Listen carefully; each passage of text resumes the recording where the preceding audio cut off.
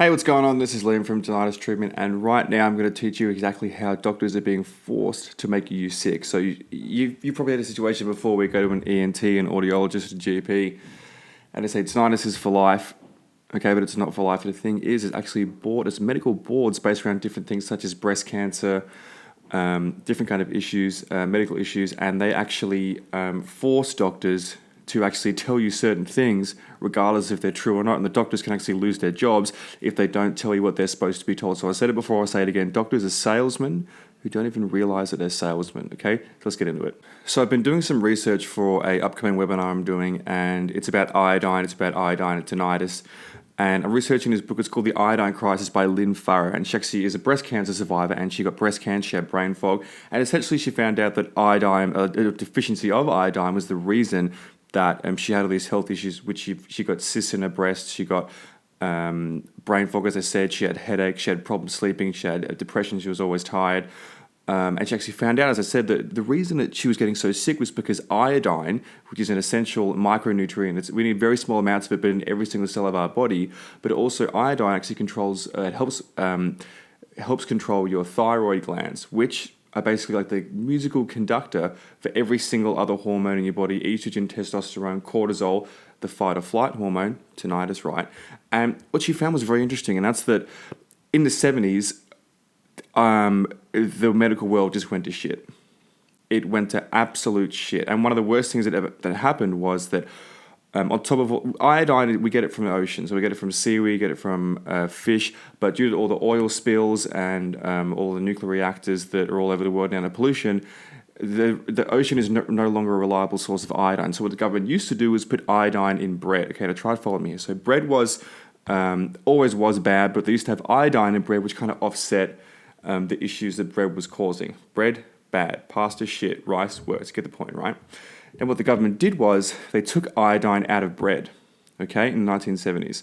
And also at the exact same time, what a coincidence that the government would do this, they put bromine into bread and into flour. Now, bromine is anti-iodine. So as well as most Americans, this is in the USA, and obviously the rest of the world followed suit, as well as Americans losing all the iodine which they need. Low iodine causes obesity and stupidity, by the way. It actually lowers your IQ.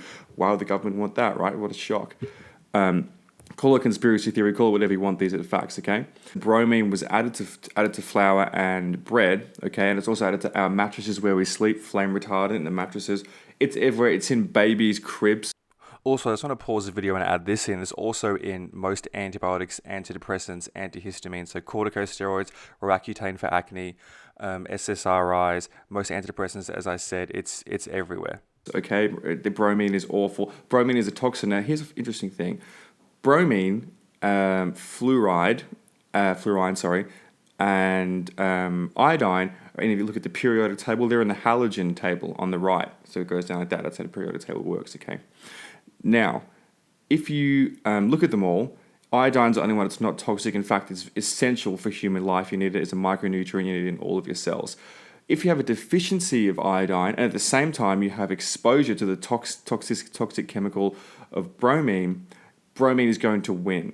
Okay, so I just want to expand on that a bit so you fully understand. So in the halogen table, the halogen column, all of the elements in there, including bromine and iodine, have 7 electrons on the outer shell.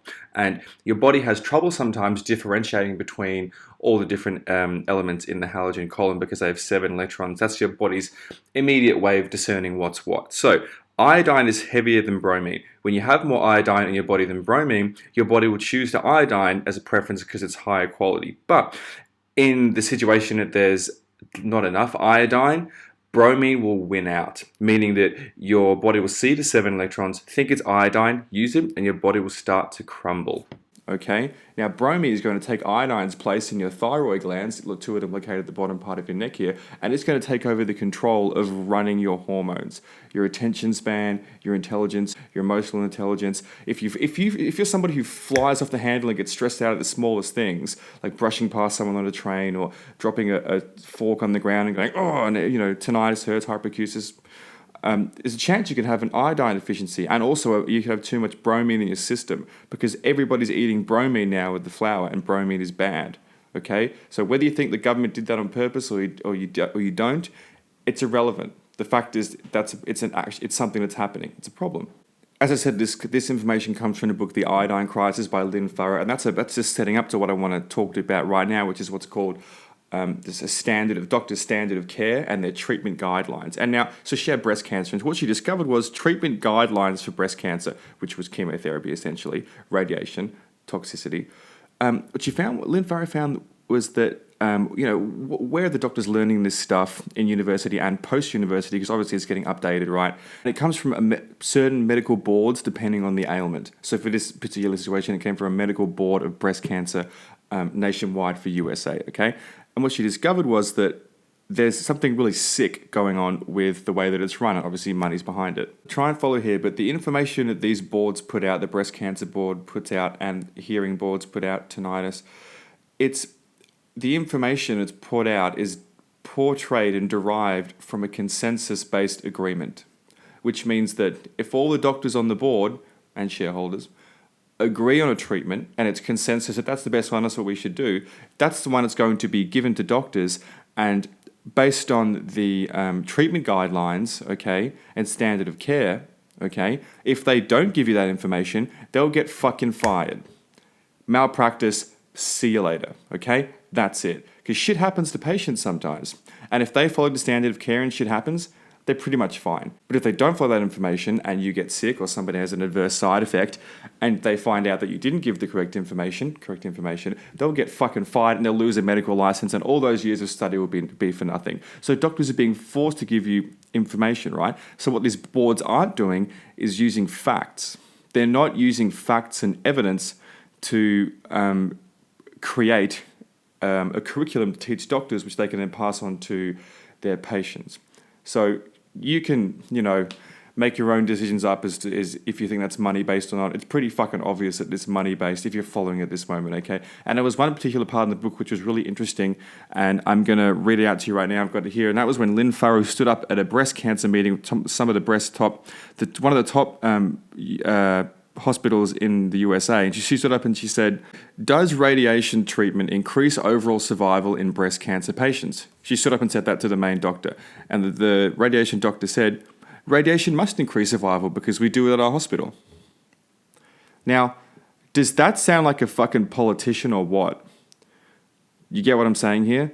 That wasn't an answer, yes or no. And the funny thing is, that was a loaded question because she's done the research. She realized that the answer is no.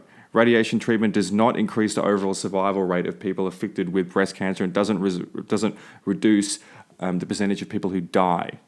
Meaning it doesn't fucking work. But it's very expensive and it keeps hospitals afloat. So you understand, like, is that the most political answer you've ever heard or what? Let me say it again.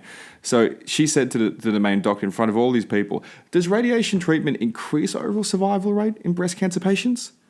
And he goes, "Radiation must increase survival rate because we do it at a hospital." Next question. Like, that's sick, right? That's sick. So I want you to take this and apply it in your own life now and realize that you can either blame doctors or not blame doctors, but you should just blame the people who are at the very top who run the pharmaceutical companies, because they're the ones who are literally so powerful that they can fire your local GP like that if they don't follow what's called the standard of care, okay? And it's just a convenient way to say that you have to do it our way. So think about all the times that, some ENTs have been, optimistic about your tinnitus and some ENTs have not been optimistic. It's because some of them are willing to go outside the bullshit lines that they know exist. Some of them don't even, some of them think the standard of care is like, that's the be all and end all, and they don't want to put themselves out there and get challenged by their peers. A lot of it comes down to actually being scared of being challenged and scared of going outside of the lines, which is what most doctors really want to just do their thing, help people. They're already stressed enough as it is, helping all these people who are, sick. And I just want you to think about it that way, okay? So if you want more information on tinnitus, click below, go to liamswaptinnitus.com, download a free ebook. It's going to give you, I've redone it, it's nice and pretty now, more information, you can start using it. And also I would suggest you looking and doing your research on iodine and buying that book, which I bought, The Iodine Crisis by Lynn Farrar. I'll put a link below. It's not an affiliate link. I'm not going to get paid if you buy the book. I just think it's a really good book and you should be doing your own research anyway.